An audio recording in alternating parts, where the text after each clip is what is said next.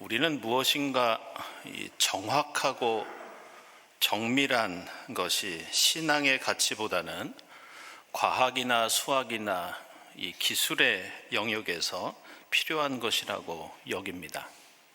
하지만 우리가 생각하는 것과는 달리 성경은 하나님을 믿는 믿음이 매우 정확하고 정밀해야 한다, 이 점을 강조합니다.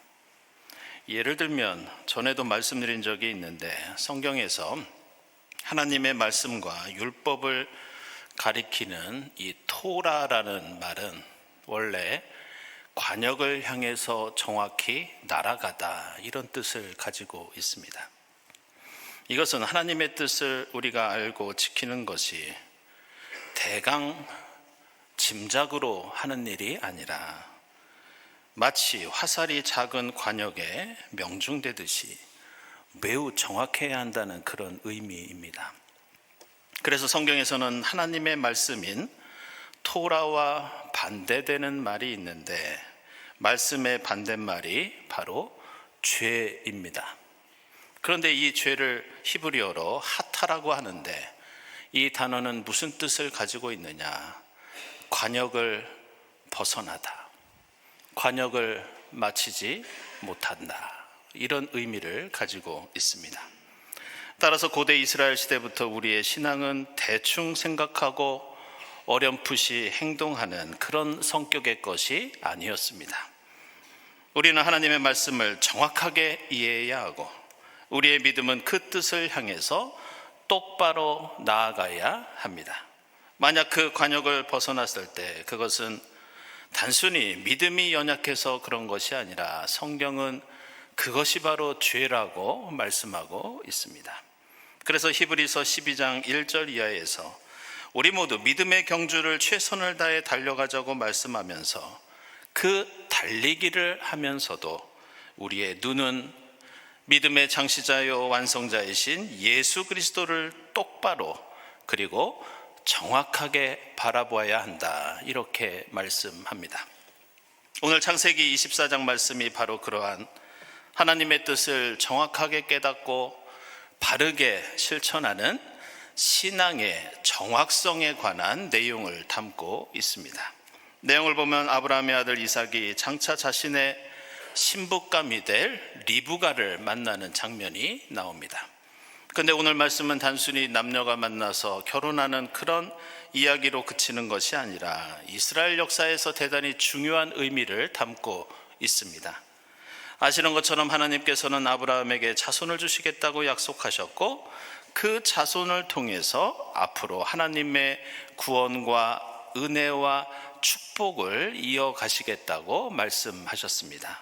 따라서 오늘 창세기에서 아브라함의 아들 이삭이 리브가를 만나서 결혼하는 이 장면은 그냥 한 개인의 사랑과 결혼 이야기가 아니라 이스라엘 역사에서 하나님의 구원사에서 매우 중요한 그런 순간을 맞이하고 있다고 하겠습니다. 그런데 우리가 생각해야 할 것은, 성경은 하나님의 구원이 아브라함과 이삭과 야곱, 다시 말하면 할아버지와 아들과 손자를 통해서 이어진다고 얘기합니다. 그래서 우리는 하나님을 부를 때에도 종종 아브라함과 이삭과 야곱의 하나님, 이렇게 부를 때가 있습니다. 그런데 창세기 24장부터 이어지는 이 이삭과 리브가의 이야기를 자세히 살펴보면 사실 하나님의 뜻을 제대로 깨닫고 그 뜻을 이루기 위해서 더 많이 노력한 사람은 이삭이 아니라 리브가였습니다.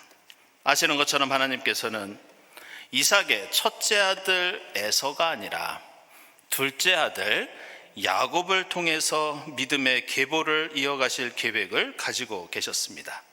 그런데 막상 이삭은 끝까지 하나님의 그 뜻을 모르고 있었고, 그래서 이삭은 하나님 뜻과는 다르게 에서를 더 좋아하고 에서에게 축복을 내려서 그를 믿음의 상속자로 삼으려고 노력했습니다.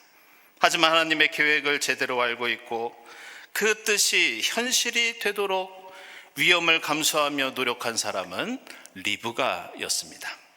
따라서 우리는 성경 이야기가 비록 이삭을 중시하고 있지만 성경을 자세히 읽어보면 오히려 리브가가 더 중요한 역할과 사명을 감당했다, 이렇게 평가할 수 있습니다.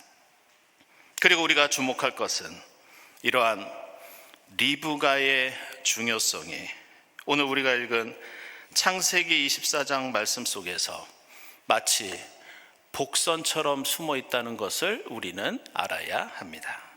그것은 바로 리브가와 이삭이 서로 결혼하여 가정을 이루기 위해서 오늘 말씀 속에서 처음으로 만나는 장면입니다. 여기에서 성경 기자는 리브가가 앞으로 어떤 믿음을 가지고 어떤 사명을 이어갈 것인가, 반대로 이삭은 어떤 마음과 태도를 가지고 살아갈 것인가, 그것을 우리에게 분명히 보여주고 있습니다. 그것은 오늘 말씀 보시면 이삭이 처음으로 아내가 될 리브가를 만나는 장면에서 이삭은 리브가를 발견하고 리브가를 바라보았던 것이 아니라 리브가가 타고 있던 낙타를 보았다, 이렇게 나옵니다. 한마디로 자신과 평생 함께할 배우자, 믿음의 역사를 함께 이룰 동반자와 처음으로 대면하면서 이삭의 시선은 리브가를 향했던 것이 아니라 초점을 제대로 맞추지 못하고 엉뚱하게 낙타만 바라보고 있었습니다. 그런데 리브가는 전혀 그렇지 않았습니다. 오늘 말씀 보시면 리브가는 이삭을 만날 때 처음부터 정확하게 그 눈길이 이삭을 향했고 다시 한번 종을 향해서 저 남자가 누구냐, 이렇게 확인하고 있습니다. 어떻게 보면 이것이 왜 중요하냐고 생각할지 모르겠지만 리브가와 이삭의 만남은 아브라함과 사라의 시대가 가고 이제 두 사람이 살아갈 새로운 믿음의 시대를 여는 역사적인 순간이었습니다. 그런데 성경 기자는 이 중요한 장면을 어떻게 보면 짓궂은 방법으로 묘사하면서 이삭의 생각과 눈길은 관역을 벗어났다, 그리고 앞으로 이삭은 그렇게 살아갈 것이다. 그러나 리브가의 관심과 시선은 정확히 관역을 맞췄다. 그리고 리브가는 앞으로도 이렇게 살아갈 것이다. 바로 이것을 우리에게 복선처럼 알려주고 있습니다. 오늘 우리가 함께 읽은 마태복음서 11장 말씀도 바로 정확하게 바라보고 제대로 깨닫는 신앙의 정확성을 우리에게 가르쳐주고 있습니다. 오늘 말씀 바로 앞에 나오는 이 세례 요한에 관한 이야기는 세례 요한이 감옥에 갇힌 상태에서 예수라는 사람이 하나님 나라 복음을 전하고 있다는 소문을 들으면서 이 11장 말씀이 시작됩니다. 그때 세례 요한은 자신의 제자들을 예수께 보내어서 선생님이 우리가 기다리던 그 메시아가 맞습니까? 이렇게 질문을 던집니다. 그러자 예수께서는 대답해 주시는데 예수의 대답의 내용은 한마디로 너희는 나를 정확하게 보았다.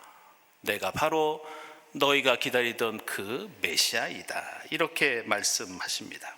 그러면서 오늘 16절 이하에서 예수 당시에 하나님을 믿고 따른다고 하면서 메시아를 기다린다고 하는 유대인들을 향해서 이렇게 비판하십니다. 너희 유대인들의 신앙은 방향도 틀렸고 초점도 맞지 않고 관역도 제대로 맞추지 못한다. 너희는 그렇게 메시아를 기다리고 소망한다고 말하면서 막상 메시아가 오자 메시아를 바라보는 것이 아니라 메시아의 옷차림만 보고 판단하고 식사 습관만 바라보고 비난하면서 맨날 안식일 규정만 따지고 있다. 한마디로 울어야 할 때는 웃고 있고 반대로 웃고 함께 기뻐해야 할 때는 울고 있고 통곡하는 것이 너희의 모습이다. 이렇게 메시아를 똑바로 응시하지 못하고 신앙의 중심을 잃어버리고 세상이 어떻게 돌아가는지 깨닫지 못하고 마치 이삭처럼 낙타만 쳐다보고 있는 유대인들을 예수께서는 질책하고 있습니다. 사실 생각해 보면 예수께서 오늘 이렇게 말씀하신 데에는 중요한 이유가 있었습니다. 그것은 예수가 이 땅에 오시기 이전부터 부활하신 다음까지 팔레스타인 땅에는 메시아를 사칭하거나 내가 메시아라고 주장하거나 혹은 메시아라고 잘못 인식된 사람들이 너무나 많았습니다. 유대 역사가 요세푸스에 따르면 기원전 47년에는 로마 제국의 무장 봉기를 주도하다가 헤롯 대왕에게 처형당했던 헤세키야라는 사람이 있었는데 그도 바로 메시아라고 주장하였습니다. 기원 후 6년경에는 로마의 인구조사에 반대하고 저항했던 유다스라는 사람이 있었는데 그도 유대인들 사이에 예언자로 칭함을 받았고 메시아처럼 대접을 받았습니다. 기원전 4년경에는 자기 스스로 왕관을 쓰고 다니면서 왕을 자처했던 아트론게스나 시몬이라는 사람도 있었습니다. 그 밖에도 테우다스라는 사람은 자신이 모세처럼 요단강을 갈라지게 할 수 있다고 주장하고 다녔고, 어떤 이집트 사람은 예루살렘 성벽이 무너진다고 예언하면서 감람산에 3만 명의 사람들을 모아놓고 집회를 연 사람들도 있었습니다. 이처럼 예수 탄생 이전부터 예수가 부활한 이후까지 팔레스타인 땅에는 내가 메시아고 내가 예언자고 내가 하늘의 뜻을 안다고 주장했던 사람들이 줄을 이었습니다. 이런 상황 속에서 세례 요한은 예수를 향해서 주님, 저희가 기다리던 진리가, 저희가 기다리던 메시아가 당신이 맞습니까? 겸손히 물어보고 있었던 것이었습니다. 사랑하는 여러분, 우리는 그 어느 시대보다 수많은 메시아, 수많은 하나님이 난무하는 세상 속에서 우리는 믿음을 이어가고 있습니다. 이런 환경 속에서 우리는 오늘 사도 바울의 고백처럼 하나님의 뜻을 제대로 분별하고 싶지만, 예수를 똑바로 바라보며 살고 싶지만 그것이 결코 쉽지 않다는 것을 느낍니다. 성령 강림의 절기를 보내면서 무엇보다 말씀을 묵상하고 기도하면서 우리의 속사람과 겉사람이 하나님을 제대로 바라보고 그 뜻을 제대로 깨닫고 실천하는 데 힘쓸 수 있기를 바랍니다. 빌립보서 3장에서 사도 바울은 뒤에 있는 것은 잊어버리고 앞에 있는 것을 향하여 몸을 내밀면서 그리스도 예수 안에서 부르심에 따라 목표점을 바라보며 예수를 바라보고 힘껏 달려가자고 권고하고 있습니다. 오늘 함께 나누는 성만찬은 바로 우리의 삶의 목표가 무엇인지, 우리의 신앙의 관역은 어디에 있는지 그것을 가르쳐주고 맛보게 하는 예식이 성만찬 예식입니다. 주님의 살과 피를 먹고 마시고 나누면서 우리의 눈이 온전히 우리를 부르시는 주님을 향할 수 있기를 바랍니다. 세상 욕망과 교만으로 흐려진 믿음의 초점을 제대로 맞추고 낙타에 눈이 팔리는 믿음이 아니라 십자가 예수를 똑바로 바라보면서 주님을 향해 달려나갈 수 있기를 주님의 이름으로 축복하며 기원합니다. 기도하겠습니다. 하나님, 이 복잡하고 어지러운 세상 속에서 저희로 주님 뜻을 바르게 깨닫게 하시고 그 뜻을 온전히 이루는 저희가 되도록 인도해 주시옵소서. 무엇보다 저희 마음과 뜻과 생활이 오직 십자가와 부활의 주님을 향하게 하시고 주님 기뻐하시는 일에 함께 기뻐하고 주님 슬퍼하시는 일에 함께 눈물을 흘리는 주님의 사람이 되게 하옵소서. 예수 그리스도의 이름으로 기도드리옵나이다. 아멘.